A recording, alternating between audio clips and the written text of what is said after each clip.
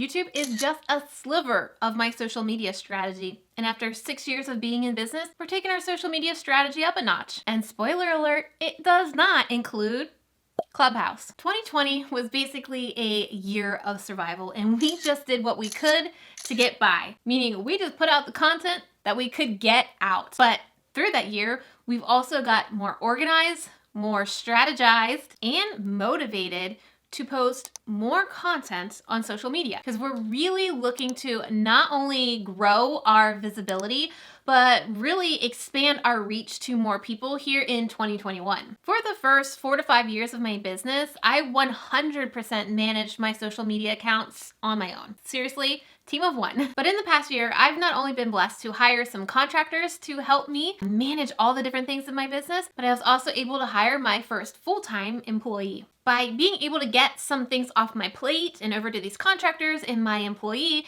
it's leaving up more space for me to focus on content creation, and I honestly like it. But I'm ready to be strategic about it as well, because the number one driver to my agency, the YouTube agency that I grew seriously by 400% last year, has been social media. We've not spent a single dollar on ads to drive leads to the agency, and I've also haven't updated the website or the Work With Me page that I kind of feel embarrassed to share. But the people that are finding me to work with me in my agency are reaching out on social media, so it's time to get serious, because the agency is a huge revenue generator for us. But as I start to dive into more social media and creating more content for social media, I'm not gonna hire a specific person for this. Although by the end of this year, I would love to hire a social media manager. But for right now, our happiness coordinator, Erin, has taken social media under her wing. So I'll be creating some of the content, but she will be getting it organized, getting the graphics made, and then scheduling it for me. Then my full-time hire, Erica, will be taking over some more of the admin duties inside my business. So I can, again, focus more of my time on social media,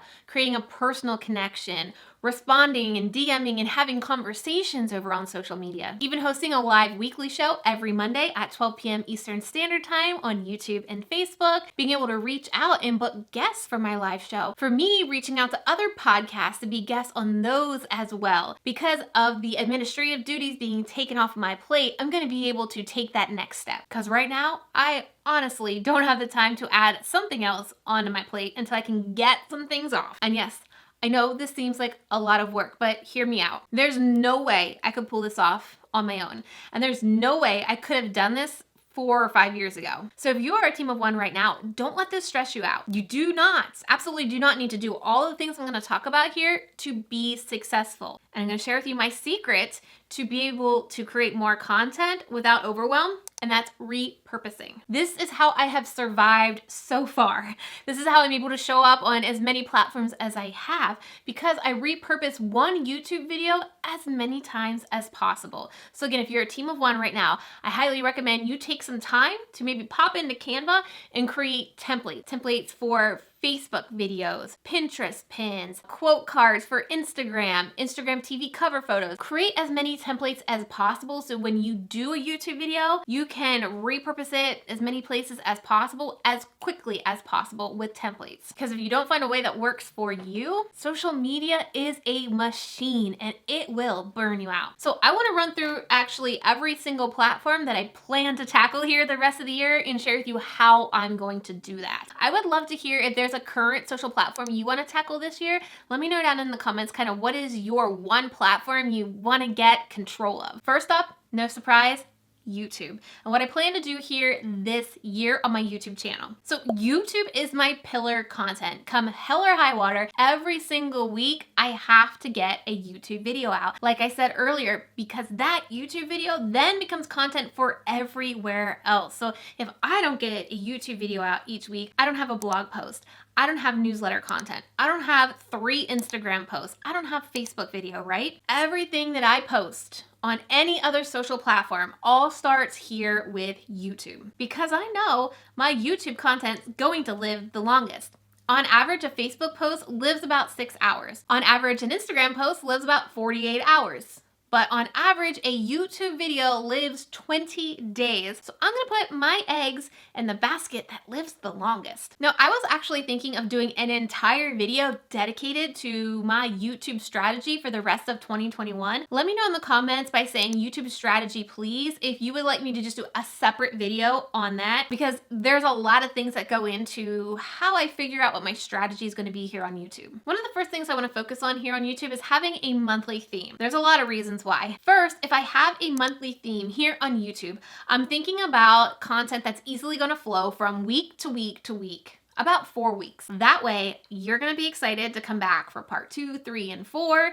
If somebody finds me in part 2 or 3, they're gonna wanna go back to part 1. And it's also going to help me focus on what I can create content on other platforms. Give me a hands up emoji down below if you never know what to post on Instagram. So if I know I have a monthly theme on my channel about analytics, I know a lot of my content over on Instagram, on Facebook, and LinkedIn is going to revolve about YouTube analytics that month. It just makes it easier for me to figure out what to post. Again, this is a very interactive video for you because I love getting your feedback. So if there's any specific topic you would really like me to deep dive in, like analytics, video editing, let me know because I'm looking for themes for the rest of the year. Having a theme is also going to allow me to know what I need to talk about in my live series that I kicked off a few weeks ago. So every Monday at 12 p.m. Eastern Standard Time, I'm having a live show. And this will allow me to think about topics to, again, revolve around the theme. It'll allow me to go deeper. It'll allow me to answer your questions. It'll also allow me to cross-promote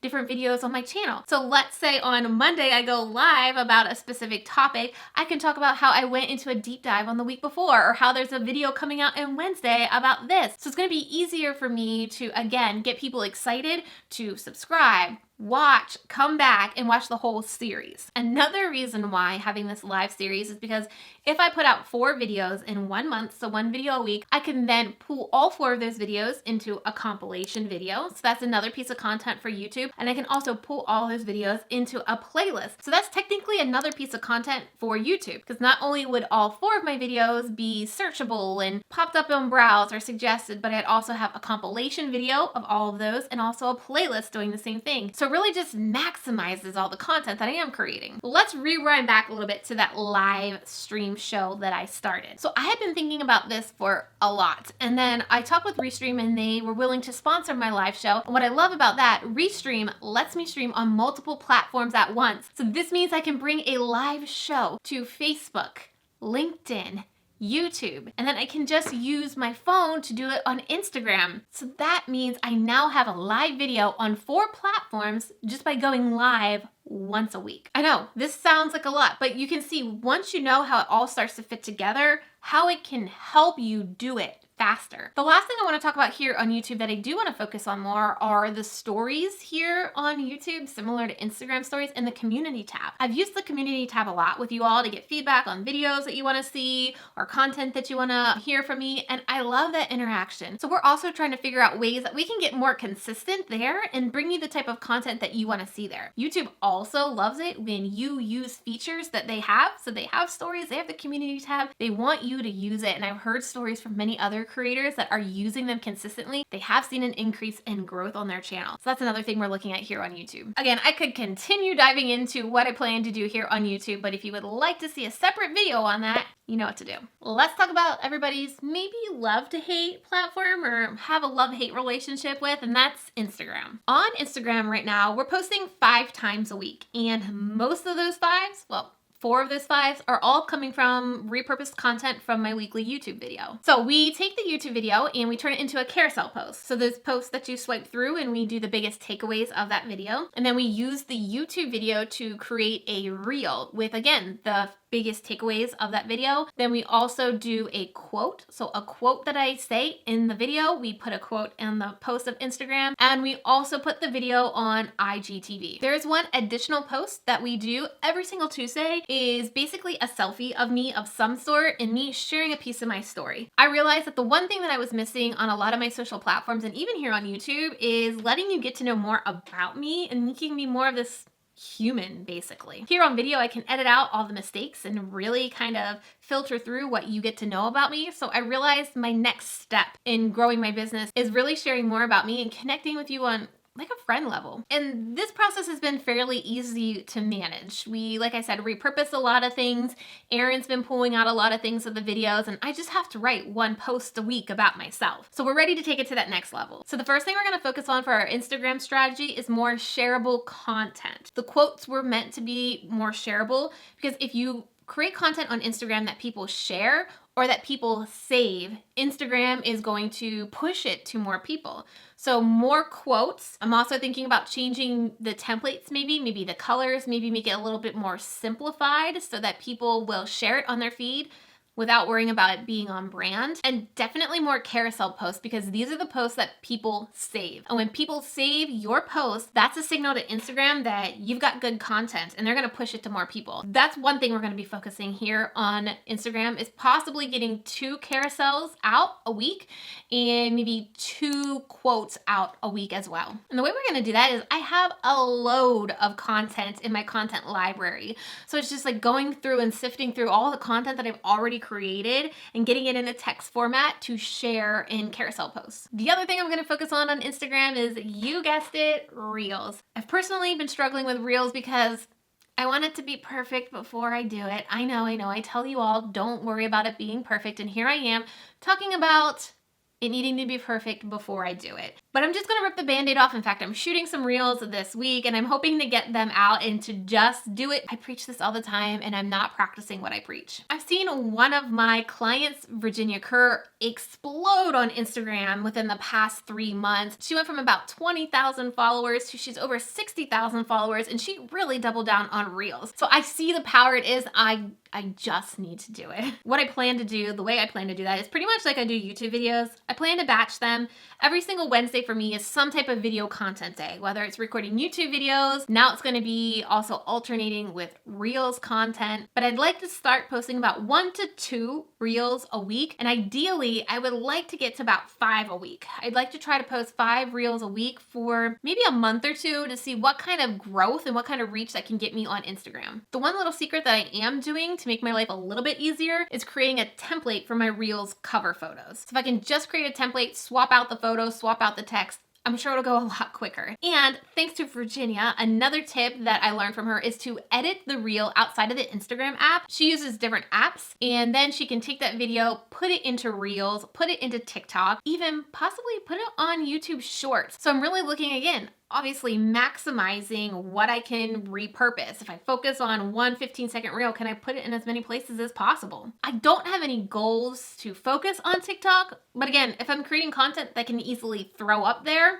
why not? Next on my social media list, podcasting. Yeah, you heard me right. I am thinking about a podcast. My team's probably not going to enjoy that I'm sharing this little behind the scenes secret that we're thinking about. But after hosting the Video Reframe Summit back in February, I realized how much more of a conversation needed to be had around video content, whether it was going live, YouTube, Facebook, Reels, feeling confident. I saw this missing piece when it came to content for podcasts. I don't have anything on the calendar yet. We've just been talking about it on the team meetings and thinking about what that will look like, where it will fit into my schedule, but it's definitely something in the works. Having a podcast will also allow me to reach a different audience. Remember, my whole goal the rest of this year is to reach more people. And some people are just listening to podcasts. They're probably listening to podcasts to learn how to do different things in their business. And so again, I talk about bringing my content to the platform my audience prefers.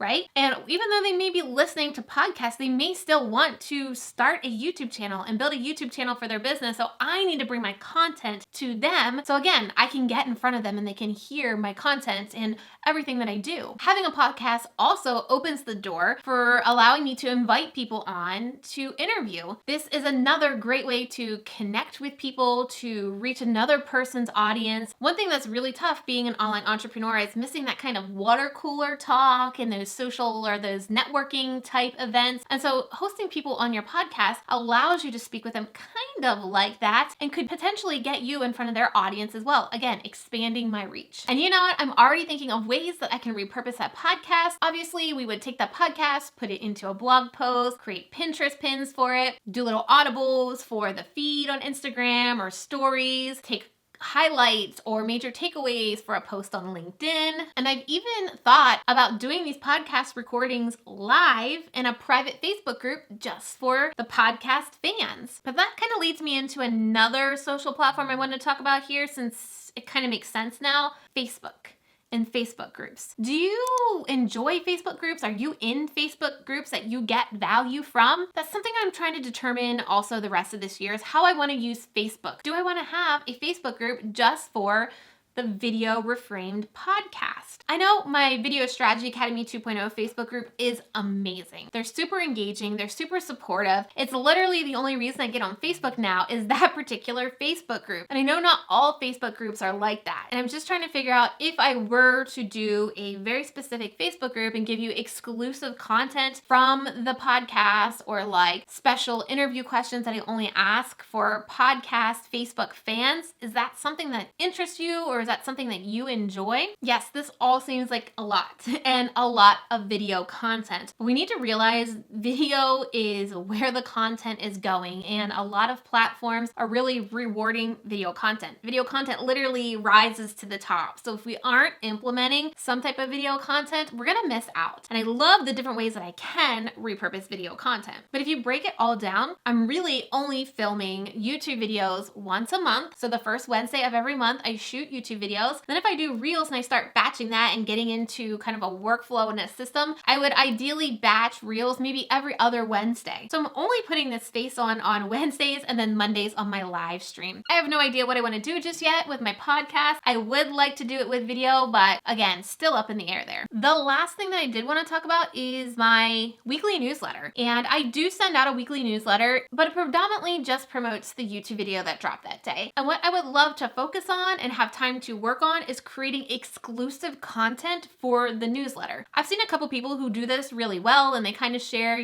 more like emailing a friend what I worked on this week, or what I'm reading, or, more personal things. So I'm trying to figure out, what is the best mesh or the best mix of content that I want to share in my email newsletter. So if you do decide to give me your prized email, right? I understand you don't just give anybody that. I want it to be valuable to you, and I want it to feel like, we have this relationship. I'm sharing just special things for those that took the time to join my email list. So that's another thing I would like to maybe filter in on a day where I just focus on writing content. Again, I'm batching. I'd love to batch writing content and then also video content on another day. Now let's talk Clubhouse. We're not going to dive into the inclusivity problems with Clubhouse, but I'm going to talk about the repurposing problems, right? If I'm doing content, I need to find a way to repurpose it at least 3 or 4 times. And while yes, I know you can record your Clubhouse talks, you need to get everybody's permission to do that, I still just don't find the value in doing that. I also saw a lot of my fellow entrepreneurs when Clubhouse came out getting sucked in and wasting so much of their time listening to Clubhouse. I don't necessarily like content that makes you have to be right there right then. That's why I repurpose it for so many platforms. And so that's been kind of one of my biggest problems with Clubhouse. But the problem that remains supreme with Clubhouse is searchability. If I'm going to put content on Clubhouse and it's gone as soon as I hang up my call or whatever you call it on Clubhouse, what's the purpose? If I'm creating YouTube content, I'm creating blog content, that shows up on Google for years to come. And so I just don't have a reason why I would want to put time in Clubhouse right now. Yes, this sounds like a lot, and you don't need to do it all right? I actually have a video diving into how I create those templates for Instagram that I talked about earlier, how I take my YouTube video and repurpose it on Instagram. If you want to check out how I do that and how I created those templates, watch that video on your screen right now, because that video goes into full detail. And if you would like to get the exact workflow that I use for taking my YouTube video and repurposing it on all the other platforms, head to trinalittle.com/workflow. You can literally grab it in the Asana format, Trello format, or Google Docs format.